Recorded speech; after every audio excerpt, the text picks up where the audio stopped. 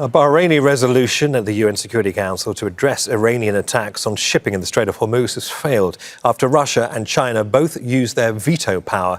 Bahrain's foreign minister told the council that Iran's attacks in the Strait endanger the well-being and livelihoods of millions of people around the world. The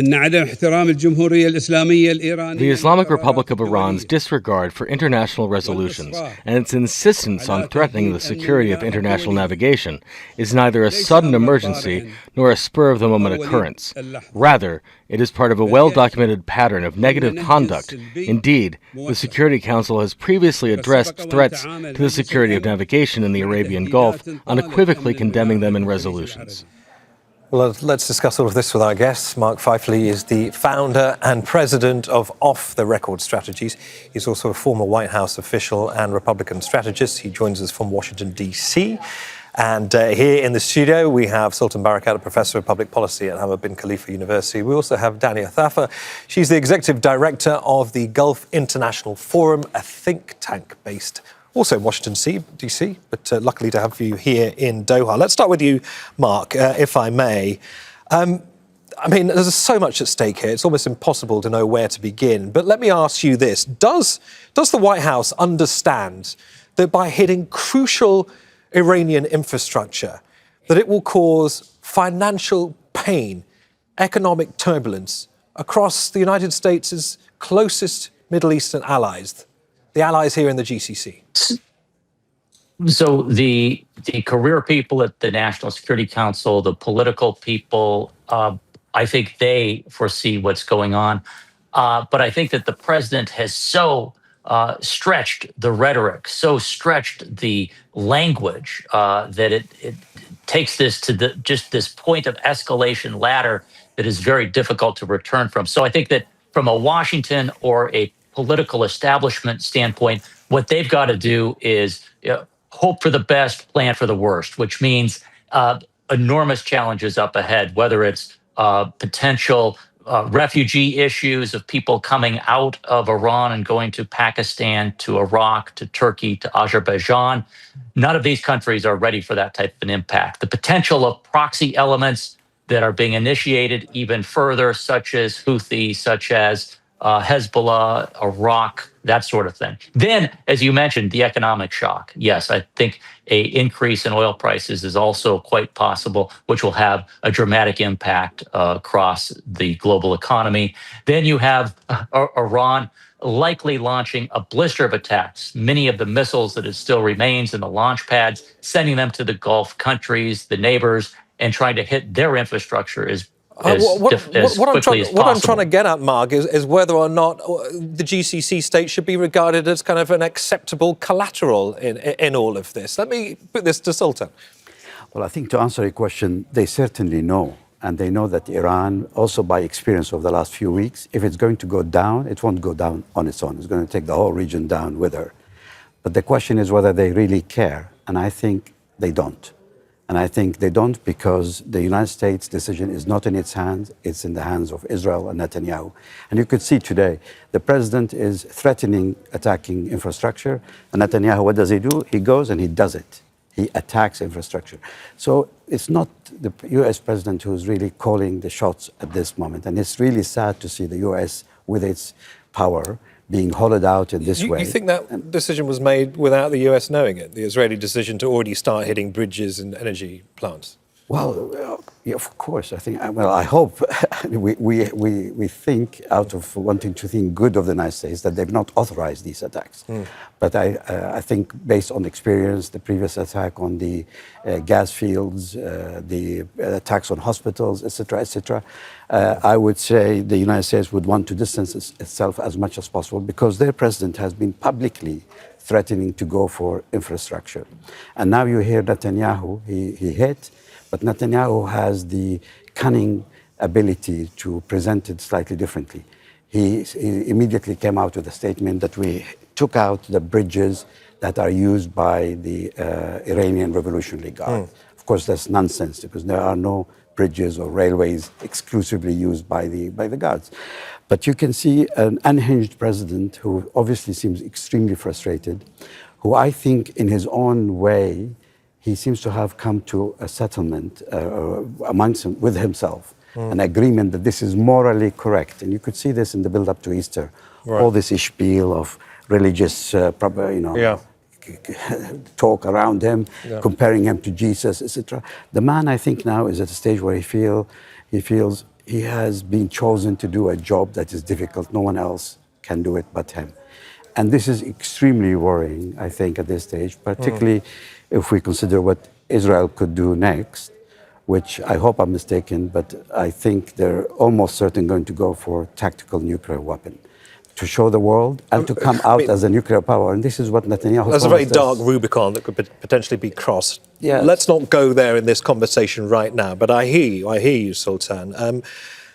There was a degree of weariness coming from the foreign ministry spokesperson here in Qatar. He made it very clear that he fears the situation could spiral out of control and couldn't really say much more on the situation at the moment. The Gulf countries, we know, and the reason why I think most of us live and work here is because they are shaping new futures for this region, economically, politically, the list goes on. Does a war tonight, Dania, essentially, does it jeopardize those plans?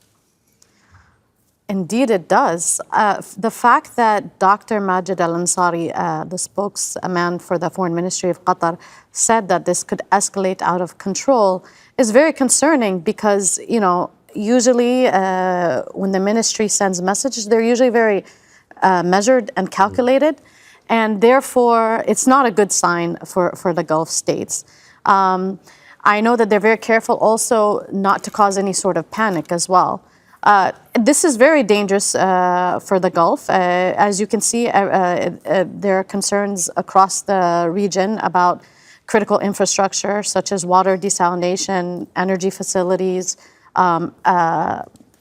electricity grids, and even Pakistan today came out and made a statement that they're willing to protect Saudi in case of an escalation. And for Pakistan, as the mediator or the facilitator of talks, to say something like that, when it also has a lot of conflict of interests, if there was an escalation between Iran and Saudi Arabia, really shows that it's going into a dangerous direction. Right. Well, let me put that back to you, Mark. Look, I've heard two sobering comments from Sultan and Dania here. How does it feel to know that the decisions of the Trump administration right now are being perceived in the Middle East with so much deep concern and consternation? Well, I think that that's natural. I think that they have taken so many, a barrage of missiles and drones over the past 5 weeks that they can be nothing but extraordinarily worried. I think that there's really only one thing that could potentially stop this right now, other than the collapse or some sort of a moderate voice coming out of Iran. That would be either China or China and Russia going to the IRGC and saying, let's figure out a way to stop this, because they have a financial and a political interest in keeping some form of a regime stable and working. If it is completely annihilated, then that hurts their ability for whether it's military sales or oil sales or other things. So Mark, that's the one thing that I hold out hope for. Right, you hold out hope for it, but we've seen China and Russia already use their veto powers at the UN Security Council to block that resolution by Bahrain. Just to remind our viewers, that resolution sought to establish a formal international legal basis for protecting shipping, demanding an end to attacks, coordinating defence, and a readiness to impose sanctions on any party undermining maritime security. It seems like pretty basic stuff, but clearly China and Russia have come to Iran's aid here. I think that's right. But so from a Russia standpoint, they are more than happy to see the Strait of Hormuz stifled because it allows them to move more of their resources into the marketplace. That helps them to continue their war in Ukraine and to kind of alleviate some of the sanctions challenges they have. So, and then China, from that same degree, Iran has said that they want to use the Chinese currency in the movement of these ships, so they have a financial play in it. But for a long term, to keep this three-part alliance together, if Iran is taken back to the Stone Age. They're not as much use to to Mr. Putin and Mr. Xi. That's the only thing that I think in the end. I don't think a negotiation in this network that we have right now of going from Pakistan to Egypt to Turkey to these other places and having some sort of a telephone diplomacy type thing is going to have any effect right now. Or Mr. Trump, maybe he does say, end of the day, I'm going to take out one or two things and then live to fight another day. That's the other possibility. But his rhetoric is so strong, so over the top right now that I understand the extraordinary frustration of your guests and what they represent across the Gulf. Okay, thanks for that, Mark. Back to you, Sultan. I mean, Mark seemed to imply that he feels that the Pakistani mediation efforts are just sort of shuffling papers around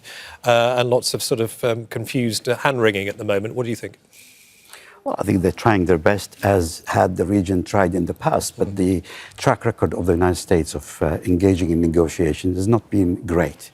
They do not engage in goodwill and with the intention of reaching an outcome. And we've seen this many times, which undermined a lot of mediators. So I wouldn't want also to undermine the Pakistanis in their first attempt. Let them try. But I think what's going on with the Security Council is quite important. China and Russia objecting to that resolution is because I think it includes language about the use of power, the coordination of power, the coordination of security. That implies that it will be open for other countries to organize and come to help themselves to open the Strait, which of course is not acceptable to either.